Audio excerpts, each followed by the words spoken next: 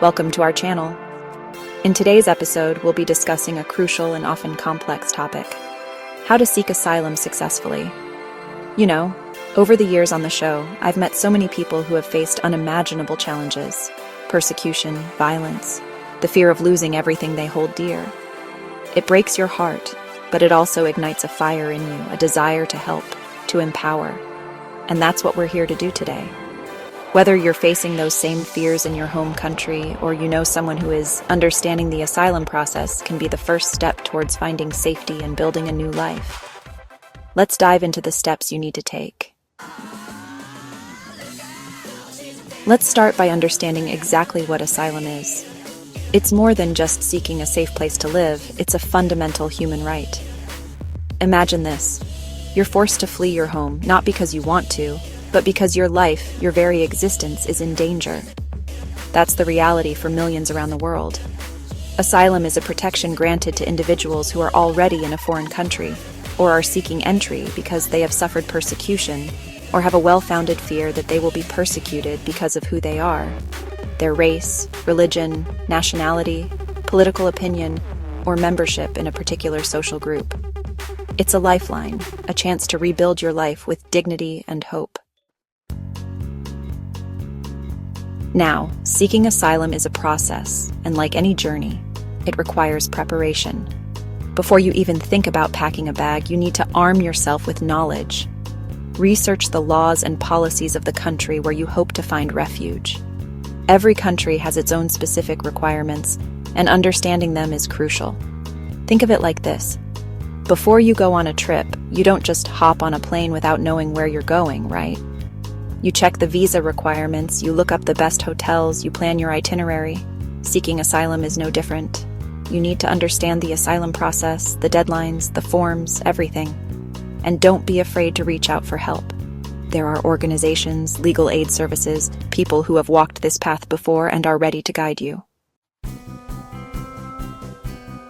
Your story, your experience, is the heart of your asylum claim. So document everything. Write down your experiences of persecution, the threats you faced, the discrimination you endured. It's not easy to relive those painful memories, but your testimony, your truth, is powerful. Think of it like building a case, just like you'd see on those legal dramas. Gather any evidence you can: medical reports, police reports, news articles, anything that supports your claim. These documents are not just pieces of paper, they are your voice, amplified, validated, and heard. Chapter 4. Seek legal assistance, an expert on your side. Navigating the complexities of immigration law can feel overwhelming, and that's why seeking legal assistance is so important. An immigration lawyer or an organization specializing in asylum cases can be your guide, your advocate, your champion. You know, I always say that when you're facing a challenge, you don't have to go it alone. And that's especially true in this situation. Having an expert by your side, someone who understands the intricacies of the law and can fight for your rights, can make all the difference. Chapter 5. File your asylum application. Taking that crucial step. Filing your asylum application is a major milestone in this journey. It's where you officially declare your intention to seek refuge, to ask for protection. Remember those deadlines we talked about? Make sure you submit your application within the legal time frame, which is usually within 1 year of arriving in the country where you're seeking asylum, and pay close attention to the details. Fill out every form accurately, provide all the required documents, and don't be afraid to ask for clarification if you need it. Chapter 6. Prepare for the interview, sharing your story. The asylum interview is your chance to tell your story directly to an immigration officer, to look them in the eye and share the experiences that led you to seek safety. Prepare yourself for questions about your past, your fears, and your hopes for the future. Be honest, be clear, and most importantly, be yourself. You know, one of the things I've learned over the years is that authenticity is powerful. When you speak your truth with courage and clarity, it resonates with people. So take a deep breath, remember your strength, and let your voice be heard. Chapter 7. Wait for the decision. A time of uncertainty and hope.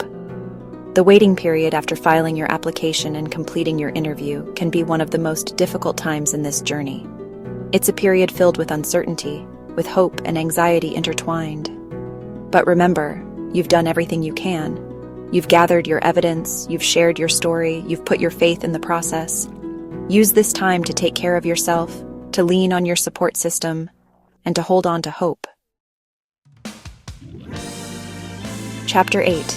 Build a support network. Finding strength in community.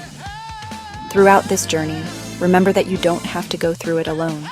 Connect with local communities, organizations, and support groups. They can provide a sense of belonging, a shoulder to lean on, and a wealth of resources. Remember the power of connection. There are people out there who understand what you're going through, who can offer a listening ear, a helping hand, and a sense of community. Don't be afraid to reach out, to ask for help, and to offer support to others.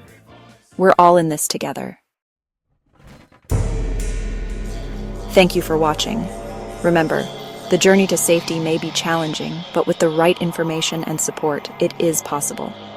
You are not alone. There are people and organizations ready to help you every step of the way. And never forget your own strength, your resilience, your ability to overcome adversity. Stay safe and see you in the next video.